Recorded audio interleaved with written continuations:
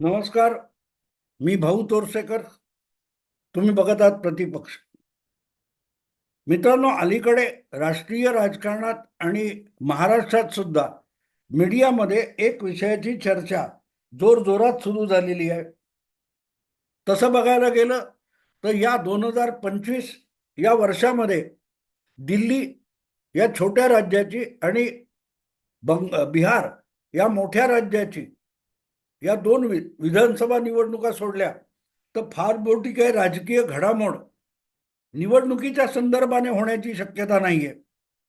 अशा वेळेला एक चर्चा जी होते की इंडी अलायन्स 2024च्या निवडणुकीपूर्वी वर्षभर खूप अड्डापिटा करून अनेक महानगरांमध्ये, अनेक राज्यांच्या राजधान्यांमध्ये सर्वपक्षीय बैठका घेऊन जन्माला आलेली इंडी आघाडी, जिला महाराष्ट्रात महाविकास आघाडी म्हणतात आणि देशामध्ये इंडी अलायन्स असं म्हणतात, त्या 27-28 पक्षांच्या मोदी विरोधी, भाजप विरोधी आघाडीचं भवितव्य काय, हा प्रश्न एवढ्यासाठी विचारला जातोय किंवा चर्चेला जातोय की नजीकच्या काळात कुठल्याही निवडणुका नाहीत की जिथे इंडी अलायन्स म्हणून लढायला पाहिजे, आणि जिथे निवडणुका आहेत तिथे इंडी अलायन्स म्हणून लढण्यासारखी परिस्थिती नाही.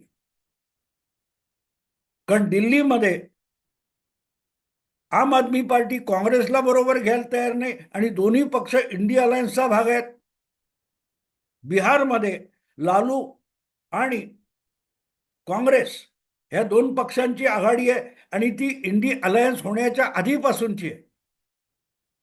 बाकी ममता बॅनर्जीने गेल्या लोकसभा निवडणुकीत किंवा त्याच्या आधीच्या विधानसभा निवडणुकीत केव्हाही काँग्रेसला किंवा डाव्या आघाडीला सोबत घेतलेलं नाही.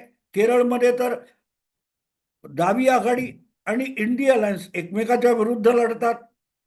आणि म्हणून हा प्रश्न आहे की लोकसभा निवडणुकीत इंडी अलायन्स म्हणून जे काही चाललं होतं त्याचं भवितव्य काय.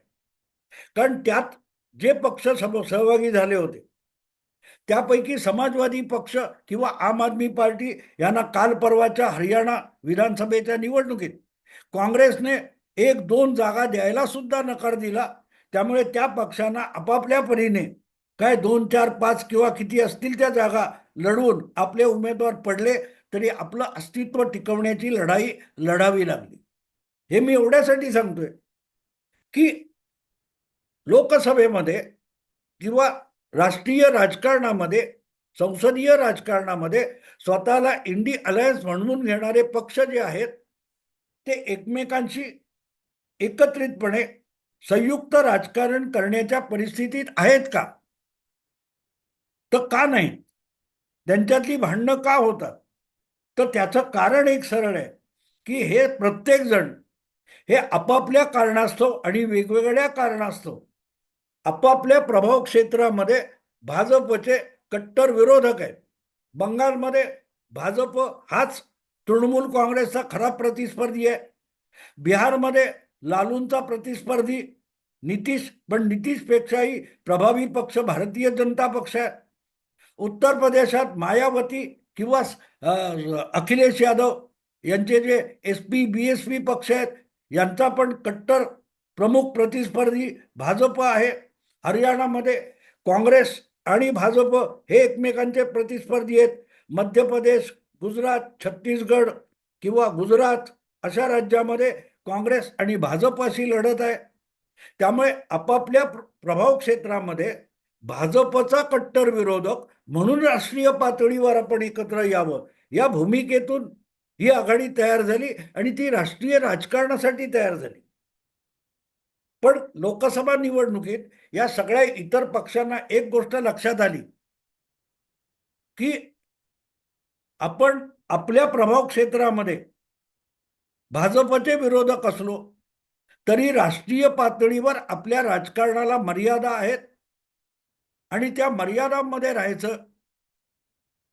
तर मग आपल्या प्रदेशामध्ये, आपल्या प्रभाव क्षेत्रामध्ये काँग्रेसला परत एकदा डोकं वर काढू द्यायचं नाही.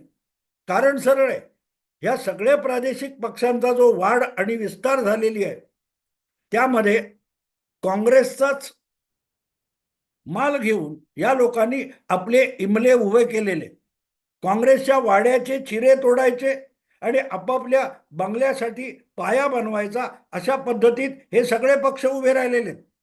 त्यामुळे राष्ट्रीय राजकारणात आपल्या प्रभाव क्षेत्रामध्ये भाजपचे विरोधक असले तरी आपल्या प्रभाव क्षेत्रामध्ये काँग्रेस हा सुद्धा त्यांचा एक प्रतिस्पर्धी होतो.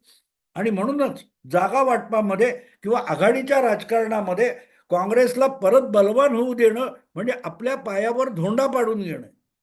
आणि त्यातून लोकसभेची निवडणूक वगळली तर बाकी कुठल्याही निवडणुकीसाठी अशी राष्ट्रीय पातळीवरची जी इंडी अलायन्स आहे तिला काही भवितव्य उरत नाही. आणि त्यामुळे लोकसभेसाठी सुद्धा एकत्रित लढले नाहीत, पण निवडणुकीच्या निकालानंतर लोकसभेत एकत्र आले तरीही त्यांचं राजकारण चालू शकतं. ह्याचं साक्षात्कार हळूहळू करत या सगळ्या प्रादेशिक पक्षांना होऊ लागलेला. आणि तुम्हाला आठवत असेल तर ही इंडी अलायन्स चालू होती अशा वेळेला जेव्हा तुमचा मध्य प्रदेश, राजस्थान, छत्तीसगड अशा निवडणुका होत्या तेव्हा समाजवादी पक्षाने मध्य प्रदेशात 4-5 जागा मागितल्या होत्या, पण काँग्रेसने त्याही द्यायला नकार दिला. आणि त्यामुळे अखिलेशनी स्वतः काय 25-40 जागा लढवल्या, सगळ्या पडल्या असतील, पण नुकसान काँग्रेसचं झालं. आणि त्यामुळे मुद्दा असा आहे की या पक्षांना जरी आपलं अस्तित्व टिकवायचं असेल तर मग काय ती इंडी अलायन्स या विषयाला काडी मात्र अर्थ उरत नाही. निवडणुकीच्या नंतर त्यांनी एकत्र आलं तरी चालेल, पण मतविभागणी निवडणुकीपूर्वी टाळायची म्हणून जागा वाटप हे या सगळ्या पक्षांना नुकसानच असतं. आणि हे हळूहळू सगळ्यांच्या लक्षात येते आणि म्हणूनच महाराष्ट्रात सुद्धा महाविकास आघाडी टिकू शकत नाही. ती टिकवण्यासाठी सगळ्या पक्षांनी आपण घेणार काय यापेक्षा देणार काय याचा विचार करावा लागतो. आणि त्यासाठी इंडी अलायन्स मधला कुठलाही पक्ष तयार नाही. म्हणून डावी आघाडी केरळात काँग्रेस विरुद्ध लढते, पण राष्ट्रीय राजकारणात काँग्रेस बरोबर राहते. ममता बॅनर्जी बंगालमध्ये काँग्रेसला निवडणुकीच्या आधी सोबत घेत नाही, जागा वाटपात घेत नाही, पण दिल्लीच्या राजकारणात इंडी अलायन्स म्हणून काँग्रेस बरोबर राहते. पण याच गडबडीत हळूहळू करत या पक्षांच्या लक्षात आलं की आपण लोकसभेत पोहोचत असलो तरी काँग्रेस शिरुजोर झाली, काँग्रेसची ताकद वाढली की लोकसभेत आपल्या पक्षाचा प्रभाव दिसेनासा होतो. कारण काँग्रेस अधिक मोठा पक्ष होतो आणि सगळ्यांना बाकीच्यांना झाकोळून टाकतो. राहुल गांधी यांना विरोधी नेते पदावरून हटवावं आणि इंडी अलायन्सचं नेतृत्व ममता बॅनर्जी किंवा इतर कोणाकडे तरी द्यावं ही मागणी त्यातून आलेली आहे. हे एक कारण आहे. दुसरं कारण असे की काँग्रेसचंही विरोधी नेतेपद चालू शकेल, जे यापूर्वी मला वाटतं अनेकदा इतरांकडे होतं. पण राहुल गांधी ज्या प्रकारचा पोरकटपणा करतात त्यामुळे विरोधी राजकारण हळूहळू डागाळत चाललंय, हास्यास्पद झालंय. आणि त्यामुळे राहुल गांधीच्या मागे फरफटत गेलो तर आपला देखील मतदार आपल्यापासून दुरावेल अशी भीती इंडी अलायन्स मधल्या अनेक प्रादेशिक पक्षांना वाटायला लागली. उदाहरणार्थ महाराष्ट्रामध्ये अकारण अवेळी सावरकरांच्या विरोधात वेडं वाकडं बोलून राहुल गांधींनी उबाठा शिवसेनेचं फार मोठं नुकसान करून टाकलं. पण त्यांना गप्प करायचं धाडस उद्धव ठाकरेंना झालं नाही, तर शरद पवारांना राहुल गांधींना स्पष्ट सांगावं लागलं की महाराष्ट्रात आल्यानंतर सावरकरांविरुद्ध वेडं वाकडं काही अपशब्द वापरू नका, अनाच्छावना बोलू नका. हे पवारांचं नुकसान होत नव्हतं, पण पवारांना महाविकास आघाडीचं नुकसान रोखण्यासाठी राहुल गांधींचे कान टोचावे लागले, पण नुकसान होऊन गेलं उद्धव ठाकरे यांचं. हे मी एवढ्यासाठी सांगतो की त्यामुळे आत्ता जी चर्चा चालू आहे की पुढच्या म्हणजे या चालू वर्षामध्ये जर 2च विधानसभा निवडणुका असतील आणि फार मोठ्या काही निवडणूक विषयक राजकीय घटना घडामोडी होणार नसतील, तर मग एवढ्या रिकामपणानंतर 2026 मध्ये किंवा त्याच्या आसपास या इंडी अलायन्सचं, इंडी आघाडीचं भवितव्य काय असेल? ते भवितव्य मला युपीएच्या दिशेने जाताना दिसतं. युपीएच्या दिशेने जाताना दिसतं. म्हणजे असं की 2004 मध्ये वाजपेयी सरकारने ज्या निवडणुका घेतल्या होत्या, मध्यावधी निवडणुका घेतल्या होत्या लोकसभेच्या, अशा वेळेला सोनिया गांधींनी धावपळ करून कट्टर भाजप विरोधक असलेल्या मुठभर पक्षांना एकत्र केलं आणि जी एक विरोधी आघाडीची मोठ बांधली, त्या आघाडीने एक धक्का दिला भाजपला. भाजप हा 1 नंबरवरून 2 नंबरचा पक्ष झाला आणि काँग्रेस ही 5-6 जागांच्या संख्येने का होईना पण 1 नंबर पक्ष झाली आणि त्यामुळे भाजपला सत्तेबाहेर ठेवणारं एक सरकार तयार झालं, ज्याला युनायटेड प्रोग्रेसिव्ह अलायन्स असं नाव देण्यात आलं, ज्याला शॉर्ट फॉर्म मध्ये युपीए म्हटलं जातं. काँग्रेसच्या नेतृत्वाखाली मनमोहन सिंग यांचं जे सरकार झालं त्याला काँग्रेस सरकार म्हणण्यापेक्षा युपीए सरकार म्हटलं गेलं. आज जसं इंडी अलायन्स म्हणतात तसं तेव्हा युपीए हा शब्द वापरला जात होता. पण मोदींनी त्या युपीएचा 2014 मध्ये इतका धुव्वा उडवला की भाजपला एक हाती बहुमत आणलं आणि एनडीएला जवळजवळ 350 325च्या आसपास पोहोचवलं. आणि त्यानंतर 5 वर्ष होता 2019च्या निवडणुका येता येता युपीए नावाची आघाडीच शिल्लक राहिली नाही. 2014 मध्ये जी सत्तारूढ आघाडी युपीए म्हणून लढत होती, ती आघाडी 5 वर्षानंतर 2019च्या निवडणुका येता येता जवळजवळ अस्तंगत झाली, कोणाच्या लक्षात सुद्धा राहिली नाही.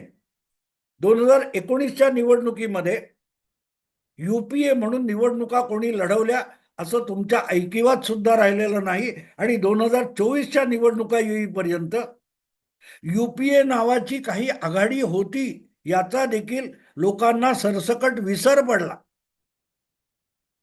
2023 मध्ये नितीश कुमार जेव्हा भाजपमधून परत एकदा बाहेर गेले होते एनडीए मधून, त्यांनी हा प्रयत्न केला, त्यातून इंडी अलायन्स तयार झाली.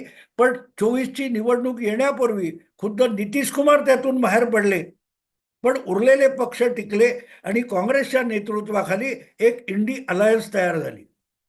पण ही इंडी अलायन्स तयार होताना युपीए नावाची जी आघाडी होती ती बरखास्त केलेली आहे असं कुठेही घोषित करण्यात आलं नाही.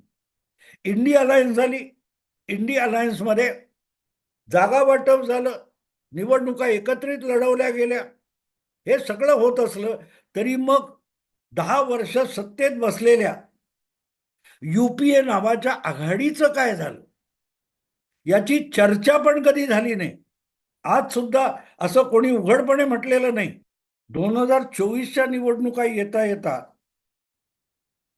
त्या युपीए सरकारचं किंवा युपीए आघाडीचं काय झालं? युपीए सरकार तर पडलं होतं, पण 10 वर्षानंतर युपीए नावाचा काय आघाडी होती, काही पक्ष त्यात होते, हे त्या पक्षात असलेल्या आणि वावरलेल्या लोकांनाही आठवेन असं झालं. आणि हे सगळे बागडत बागडत पाटणा, बंगलोर, दिल्ली, मुंबई अशा बैठका घेत त्यांनी इंडी अलायन्स बनवली. पण कधी त्यांनी युपीएचं काय झालं, युपीएचं पुढे काय झालं याची कोणाला आठवण झालेली नाही. नव्याने त्या इंडी आघाडीमध्ये किंवा त्या गोतावळ्यात सहभागी झालेले शिवसेना पक्षाचे प्रवक्ते संजय राऊत हे एक काळ म्हणजे अवघ्या 5 वर्षापूर्वी महाविकास आघाडी तयार झाल्यानंतर त्या युपीए आघाडीचं नेतृत्व अध्यक्ष शरद पवारांना करावं म्हणून कंठशोष करत होते. युपीए होती की नाही याचा कोणालाच पत्ता नाही. पण संजय राऊत यांना मात्र युपीएचं नेतृत्व हे शरद पवारांकडे द्यावं असं वाटत होतं. खुद्द शरद पवार बोलत नव्हते, पण संजय राऊत बोलत होते. आणि युपीए आहे की नाही हे दिल्लीत बसलेला कोणीही बोलत सुद्धा नव्हता. अशा वेळेला मुंबईतले काँग्रेसचे नेते नसीम खान वगैरे हे कानशिलत वाजवावी, कानफटावं तशा पद्धतीत संजय राऊतांना धमकावत होते. तुम्हाला महाराष्ट्रातल्या सत्तेत बरोबर घेतलेलं आहे, पण तुम्हाला अजून युपीए मध्ये प्रवेश मिळालेला नाही, तुम्हाला अजून युपीए मध्ये घेतलेलं नाही, आणि म्हणूनच युपीएचा अध्यक्ष वगैरे कोण असावा याबद्दल तुम्ही बोलू नका. आणि त्याचं कारण असं होतं की युपीए अस्तित्वात नसली किंवा कार्यरत नसली तरीही त्या युपीएच्या अध्यक्षा सोनिया गांधी आहेत, काँग्रेसच्या पक्षाध्यक्ष याच आपोआप युपीएच्या अध्यक्ष आहेत हे गृहीत होतं. आणि त्या अध्यक्षांना बदलायचं ही जी संजय राऊत यांची मागणी होती, तेव्हा नसीम खान वगैरे सारखे नेते संजय राऊतांना बजावत होते, अवकातमध्ये राहा, हिशोबात राहा, तुम्हाला युपीए मध्ये घेतलेलंच नाही. त्या युपीए बद्दल आणि त्याच्या अध्यक्षाबद्दल चर्चा करणं, मागण्या करणं हा तुमचा अधिकारच नाही.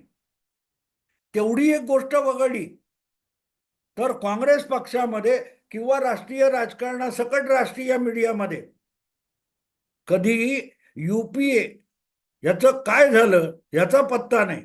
म्हणजे अगदी गमतीत सांगायचं असेल तर असं म्हणायला लागेल, गमतीत सांगायचं तर असं म्हणावं लागेल, तो मला वाटते सामना का सिंहासन सिनेमामध्ये तो एक हे होतं ना, मारुती कांबळेचं काय झालं. डॉक्टर लागू ते उपोषणाला बसतात ना जाऊन, बहुतेक सामना चित्रपट आहे तो, आणि ते बाकीचं त्यांना सगळं माहिती असं पण बोलत नाही. मारुती कांबळेचं काय झालं हे डॉक्टर लागूंना माहिती आहे. त्या कथेतला जो गुरुजी शिक्षक आहे त्याला ते माहिती आहे की हा मारला गेलाय, पण तरीही जिल्ह्याच्या काही जिल्हाधिकारी केंद्रासमोर मामलेदाराच्या ऑफिस समोर बसून डॉक्टर लागू उपोषण करतात आणि म्हणतात माझी एकच मागणी आहे, शोध घ्या मारुती कांबळेचं काय झालं. नेमकी तीच गोष्ट 2019 पासून, सॉरी 2019 पासून 2024 मध्ये इंडी अलायन्स तयार होईपर्यंत चालली होती. युपीएचं काय झालं माहिती नाही, आणि संजय राऊत मात्र डॉक्टर लागू बनून युपीएचं अध्यक्षपद शरद पवारांना द्या अशा मागण्या करत होते.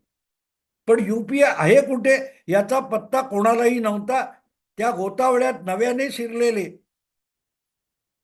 शिवसेनेचे लोक युपीए युपीए म्हणून नाचायला लागले होते. हे सगळं मी आता एवढ्यासाठी सांगतोय मित्रांनो की परत एकदा दणकून पराभव झाला, भाजपने बहुमत गमावलं, तरी काय ते इंडी अलायन्सला सत्तेत येणं जमलं नाही. अशा परिस्थितीत आता आगामी वर्षात कुठल्याही निवडणुका नसतील तर मग ही मोदी किंवा भाजप यांना हरवण्यासाठीच तयार करण्यात आलेली 25-30 पक्षांची जी आघाडी होती तिने पुढच्या वर्षभरात करायचं काय हे सगळ्यात मोठं भलं तुरलं प्रश्नचिन्ह आहे. आणि तिथेच गडबड होऊन बसलेली आहे की पुढच्या वर्षात करायचं काय.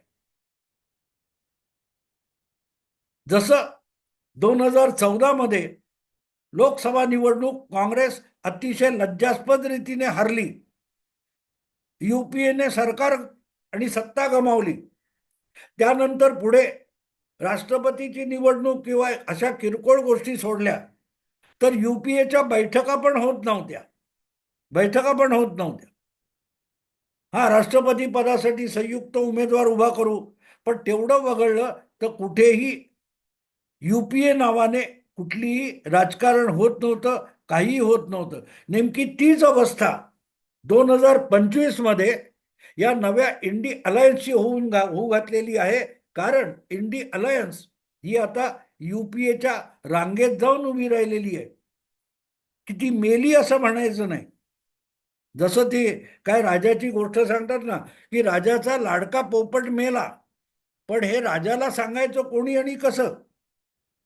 तेव्हा राजाचे जे सगळे दरबारी असतात ते एक एक करून राजाला सांगतात, नाही तो पोपट डोळे उघडत नाही, तो पोपट चोच उघडत नाही, तो पोपट आपले पंख हलवत नाही, असं सगळं सांगत होते. पण पोपट मेला एवढं सांगत नव्हते.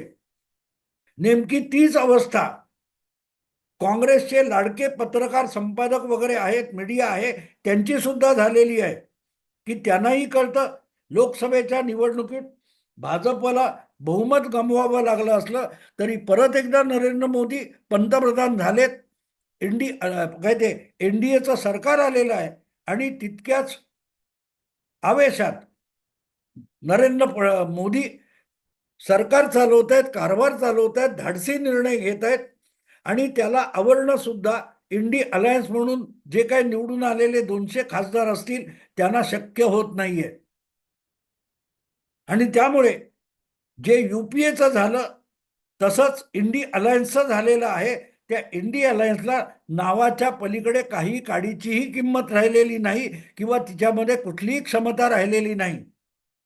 आणि 25च्या काळामध्ये कुठल्या निवडणुका आणि मोठ्या राजकीय घटना नसतील तर युपीए जशी नामशेष झाली, म्हणजे नाव शिल्लक उरले, बाकी काहीच नाही, तसंच इंडी अलायन्सचं 2025 मध्ये फक्त नाव शिल्लक राहील आणि 2029च्या निवडणुकांना एक नवी आघाडी बनवण्याची पाळी याच सगळ्या भाजप विरोधी पक्षांवर येईल अशी मला शक्यता दिसते. त्यामुळे भवितव्य काय इंडी अलायन्सचं हे दिल्लीची विधानसभा आणि बिहारची विधानसभा या 2 निवडणुकीत ठरेल. आणि त्यामध्ये जर हे सगळे भाजप विरोधी पक्ष एकजुटीने उभे राहू शकले नाहीत तर मग 2026 मध्ये इंडी अलायन्स ही नावापुरती उरलेली असेल, म्हणजेच नामशेष झालेली असेल. मित्रांनो, आता इथेच थांबतो. आवडलं लाईक करा, शेअर करा आणि प्रतिपक्षाला सबस्क्राईब करा. नमस्कार.